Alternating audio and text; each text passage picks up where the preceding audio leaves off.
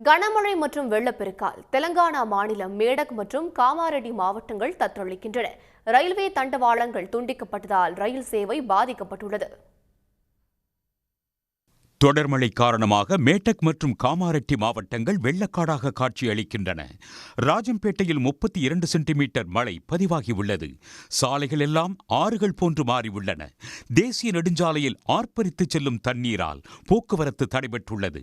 Kamareddy housing board காலனியில் கடும் வெள்ளம் சூழ்ந்த நிலையில் பல கார்கள் வெள்ளத்தில் அடித்துச் செல்லப்பட்டன.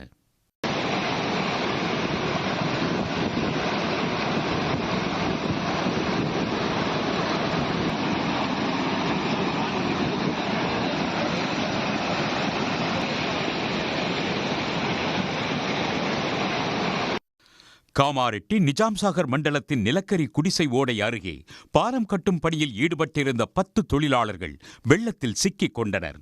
அவர்கள் தண்ணீர் லாரி மீது ஏறி நின்று தங்களை காப்பாற்றும்படி கதறினர்.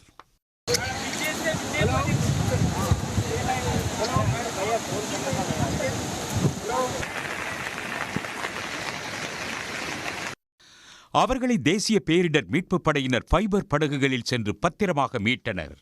காமாரெட்டி நகர போலீசார் வெள்ளத்தில் சிக்கிய 60 பேரை மீட்டு பாதுகாப்பான இடங்களில் தங்க வைத்துள்ளனர். இதனிடையே காமாரெட்டி நிஜாமாபாத் வழித்தடத்தில் ரயில் தண்டவாளம் வெள்ளத்தில் அடித்துச் செல்லப்பட்டது.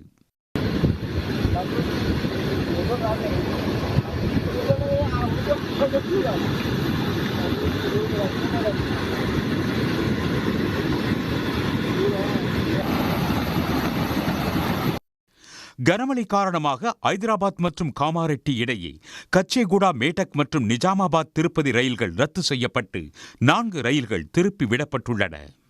உடனுக்குடன் செய்திகளை தெரிந்து கொள்ள சன் நியூஸ் பெல் ஐகானை கிளிக் பண்ணுங்க.